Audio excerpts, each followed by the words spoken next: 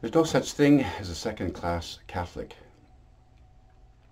I've just moved into a new region of Northern Ontario, in the area of Sudbury, and making new friends, discovering new people, and building up a circle of new acquaintances. Great fun. I'm really enjoying it. I've been not surprised, but I've just run into a lot of them who have been disconnected from the church for a long time now. Former Catholics who used to go to church every Sunday and who for now years have not been going. And there are many reasons for sure, but I was taken aback with the number of them who said, when I was a young person, I got married, and the church had presented me with a beautiful dream to become a married Catholic and faithful for life, in sickness and in health, till death do we part. And it was really, it awoke in my heart a great desire to do something beautiful for my family, for God. And then for different reasons, marriage fell apart, things split up. It was almost worse than death, the experience of divorce. That's what people who've been divorced have told me. It's almost worse than death. You've dreamed that you've met your Princess Charming or your Prince Charming, and you want to do something beautiful and give it your very best and your best of your youthful energies. And of course, it's a dream in our lives, to do something, to be a success, And the marriage falls apart. And the message that's been received, not always, but by the church and Catholics is, gee, you're a second-class Catholic. You can't be going to communion, and you can't be doing this, and you can't be doing that, and so people just become discouraged and leave the church and look for something else, or either look for another church, or just in some cases said, what, I don't buy into this stuff anymore. If this is what God is all about, that the minute I've failed in my life, everything falls apart.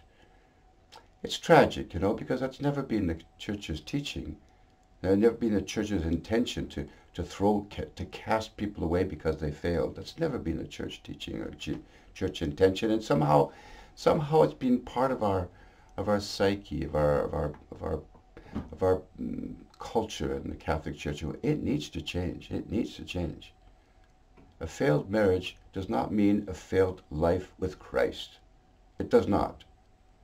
A failed marriage, a failed career, a failed job, a failed university exam does not mean I fail as a Christian. It doesn't mean I failed as a child of God.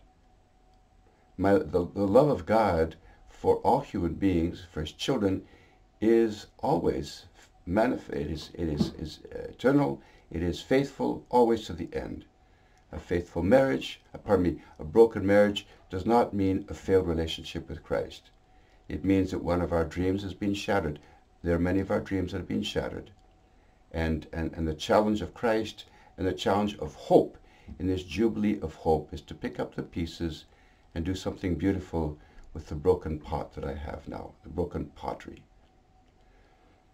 So people who've had difficulties in their marriage, or whatever might be their situation, are not second-class Catholics. They're full Catholics like anybody else. The issue of communion is a delicate one. We need to, that's why the Pope very rightly says, well, speak to your pastor about your situation, see what we can do.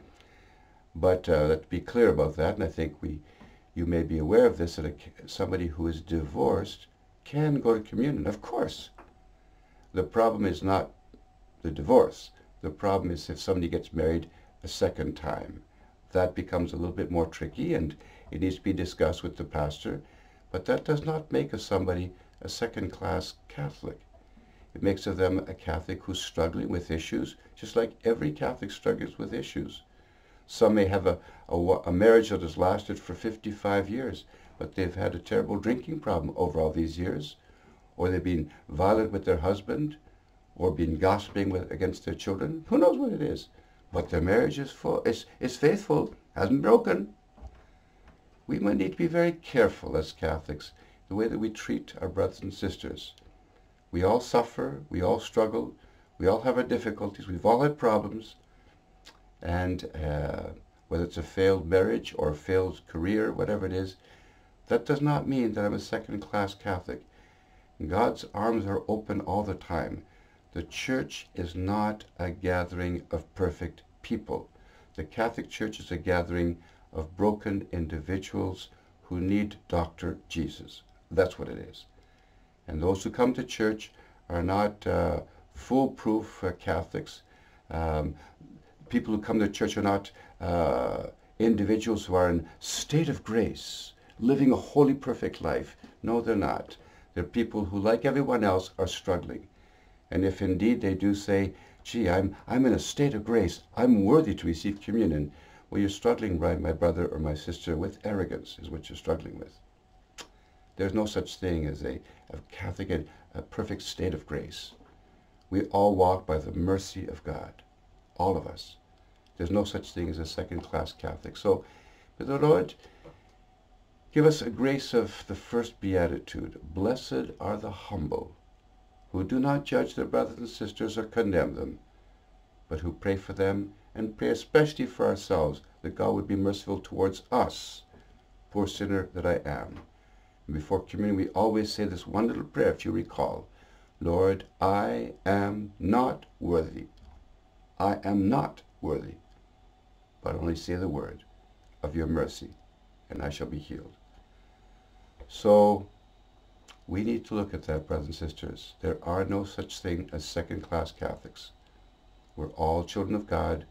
We're all struggling in need of His immense mercy.